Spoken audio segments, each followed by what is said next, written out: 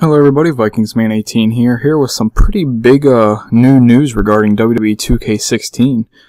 IGN has recently revealed some more details about the game coming up. I believe the release date is in October, I believe. But I'll link this article in the description. This comes from Gamescom 2015, which I guess is a convention that just happened. And, like I said, they revealed some more details, so I'm reading through this article right now, and I'm just gonna let you guys know what's been going on. Obviously, Ukes and Visual Concepts have continued to work on the graphics. It probably won't be a much upgraded graphics system from, what the previous PS4 and Xbox One versions were like, but they said they're still working on it. One of the biggest pieces of news is one that we already knew, but it's described a little bit more, is that we have over 120 unique playable characters. And I emphasize the word unique because apparently when he asked one of the creators of 2K16 about the word, like, what does he mean by unique, is that it actually means unique wrestlers, meaning, let's say you have Triple H, and remember how in the previous year's games there would be like 3 roster slots just for Triple H. It would be like mid-90s Triple H, late 90s Triple H, and then 2000s Triple H or something like that. That is no more. They said by unique, each character is unique to its own character. Meaning hypothetically, Dude Love, Cactus Jack, and Mankind would be 3 different characters. Like 3 different roster spots because they are 3 different characters. But if we have a character that has just appearance change or anything, it won't count as a roster spot anymore. So that's a pretty big deal, because that means we're gonna have over 120 unique people, not like 20 wrestlers that have 3 different appearances that take up 60 spots. But anyways, that's pretty big news. We already know that NXT members will be on this year's roster. There's already been a couple confirmed one, including Finn Balor. God, I forgot who else they announced. This isn't listed on the article, but there's a couple of other ones they've already announced. I think Alexa Bliss was on the list. I know Eva Marie confirmed her spot on it, so a couple of them are going to be there, and there's going to be even more. They changed a lot of the gameplay and overhaul. They overhauled a lot of it, and they're even pushing further into the simulation direction. Chain grappling is back. Chain grapples are now more impacted by your wrestler's values, and there can even be ties resulting in breaks or cheap parting shots. And now there's even a new system called working grapples, where the initiating wrestler can rest up and get some stamina back while draining his opponent. It's basically like in real life when you see them go into a headlock, and they just hold, they pause there for a 20-30 seconds. That's what that is. Reversals have been overhauled. I'll read what it says. It says, 2 changes to how reversals work may actually solve the issue once and for all. You start each match with a limited stock of reversals. Once you use one, it will slowly regenerate over time, meaning that if you try to counter every move thrown your way, you'll be out in no time flat, leaving you completely vulnerable until one regenerates.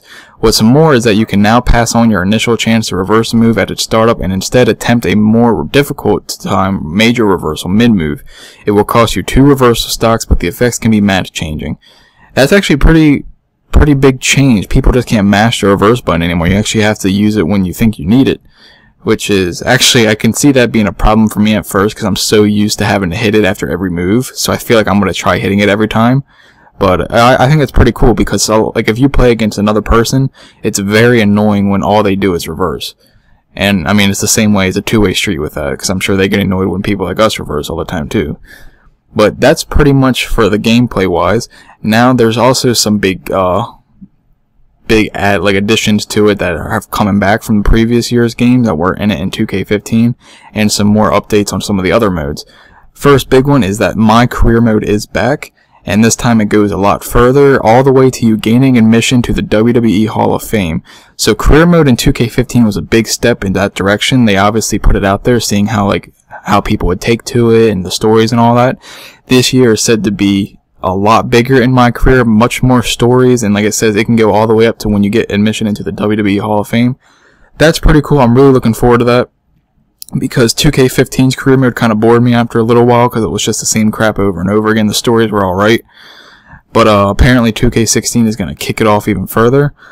Another big news is that Create a Diva, Create a Show, Create an Arena, and Create a Championship are back in this year's game.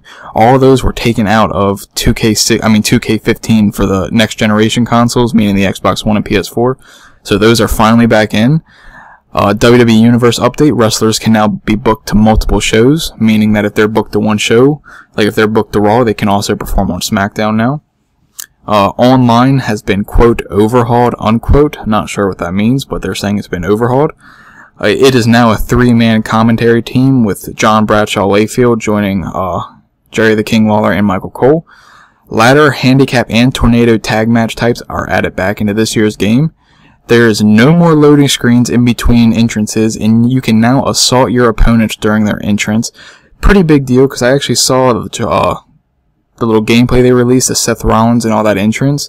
I would post it to my channel, but I don't want to get in trouble with IGN and all of them, because IGN is the one posting all of this right now. And literally during the entrance, there's like a button that says hit X to break in or something like that. It's like break in or break out, meaning like if my character's in the ring and I hit that, I will get out of the ring, charge up, and start attacking who's ever coming down the entrance ramp. But if I'm playing as the guy who's coming out during the entrance and the other guy's already in the ring, I can hit the button. I'll just charge down the ring and start attacking them. So that's actually really cool. I really like that. And last but not least, there has been improved ref and manager AI, meaning the artificial intelligence for the game has been improved. So all in all, we got some pretty big news for 2K16 so far. Like I said earlier, I believe the release date is in late October, I want to say.